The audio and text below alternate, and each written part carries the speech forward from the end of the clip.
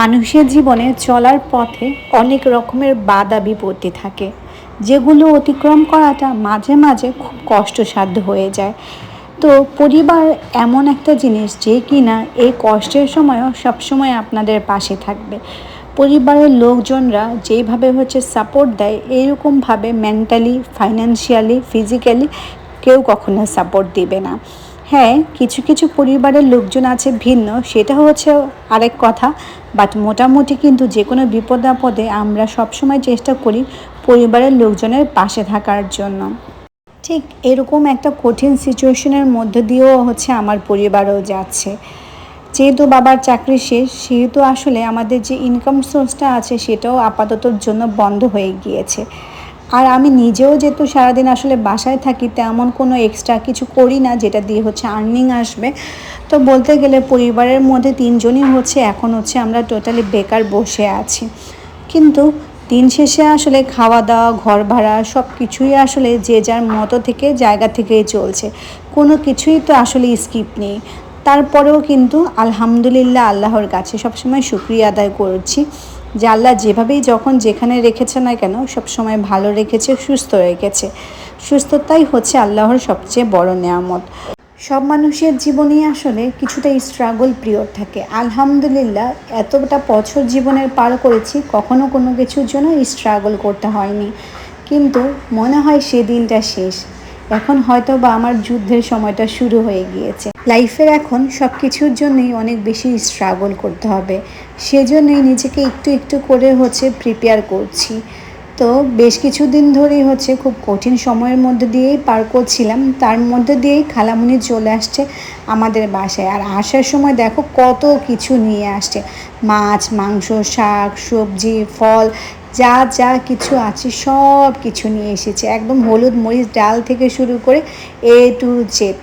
এজন্যই বলছিলাম আসলে বিপদ আপদে সবসময় পরিবারের লোকজনই আপনার পাশে থাকবে।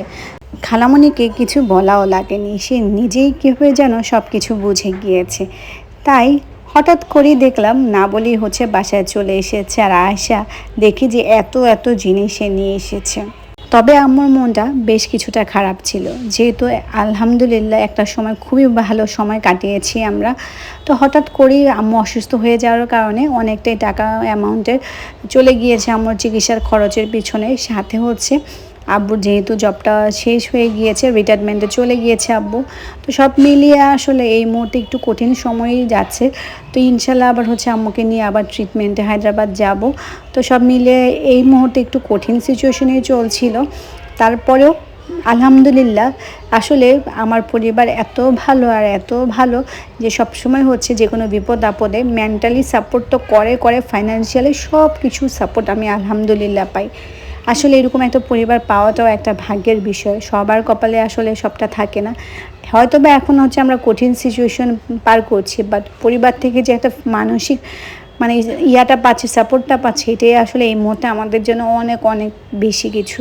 পরিবারের আসলে সবাই আপনার চিন্তা করবে, আপনাকে সাপোর্ট করবে, বিষয়টা কিন্তু এরকম না। যে 2-3 জন মানুষ যদি অ্যাটলিস্ট থাকে পরিবারে আপনাকে বোঝার মতো, আপনাকে ভালোবাসার মতো, আপনাকে সাপোর্ট দেওয়ার মতো, তাহলেই কিন্তু এনাফ। সো আমার পরিবারের মধ্যে এরকম গণা 2 জন ব্যক্তি আছে যারা কিনা সব সময় যে কোনো বিপদ আপদে সব সময় আমার পাশে ছিল। প্লাস আমি এরকম একটা শ্বশুর শাশুড়ি পেয়েছি আলহামদুলিল্লাহ, যে কোনো বিপদ আপদে সেটা ফাইন্যান্সিয়ালি হোক, মেন্টালি হোক, সব সময় আমাদেরকে সাপোর্ট করে। তো এরকম একটা পরিবার পাওয়াটাও আসলে আলহামদুলিল্লাহ অনেক ভাগ্যের একটা বিষয়। খালামণি আসার কারণে আজকে আম্মুর মনটাও বেশ খুশি। তাই খালামণির জন্য আজকে মুগ ডাল দিয়ে রুই মাছের মাথা দিয়ে মুড়ি ঘন্ট করবে।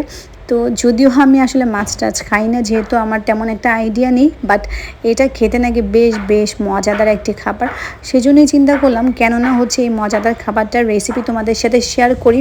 সো অনেকেই কিন্তু মুড়ি ঘন্ট খেতে অনেক বেশি পছন্দ করো। আম্মু অসুস্থ হয়ে যাওয়ার পর থেকে তেমনভাবে আসলে আমাদের বাসায় মাছ রান্না করা হয় না। এর কারণ আম্মুর যেহেতু আসলে লবণ খাওয়াটা একটু নিষেধ, তার কারণে হচ্ছে আম্মু মাছ খেতে পছন্দ করে না। যেহেতু হচ্ছে মাছ একদম কড়কড়া ভাজি না করলে লবণ দিয়ে মরিচ দিয়ে তেল দিয়ে তাহলে কিন্তু খেতে ভালো লাগে না। যেহেতু আম্মুর মোটামুটি তেল খাওয়াটাও একটু কম খেতে হয়, আর প্লাস হচ্ছে লবণও খেতে পারে না, তার কারণে হচ্ছে আম্মু মাছ খেতে এখন আর তেমন বেশি পছন্দ করে না। তাই সবসময় একটু শাকসবজিটাই আসলে আম্মুর বেশি খাওয়া হয়। এটা আম্মুর জন্য আসলে অনেকটা বেশি উপকার, তাই শাকসবজিটাই আমরা বেশি খাওয়াই বাসার মধ্যে। আর ডিমটা সবসময় রেগুলার রাখি যাতে করে হচ্ছে প্রোটিনটা সে এনাফ পায়। তবে আমি আমার জীবন থেকে একটা জিনিস শিখেছি যে লাইফে আসলে আপস অ্যান্ড ডাউন থাকবেই, কিন্তু দিন শেষে সবসময় আল্লাহর উপরে ভরসা রাখতে হবে। আল্লাহ অবশ্যই কোনো না কোনো কিছুতে কারো না কারো মাধ্যমে অবশ্যই সেখান থেকে, সেই বিপদ থেকে তোমাকে পার করবে। তাই আল্লাহর উপরে কখনই ভরসা রাখা বন্ধ করবে না। সব সময় মনের মধ্যে সাহস এবং ভরসা রাখবে যে আল্লাহ সব সময় হচ্ছে আমাদের পাশে থাকবেন।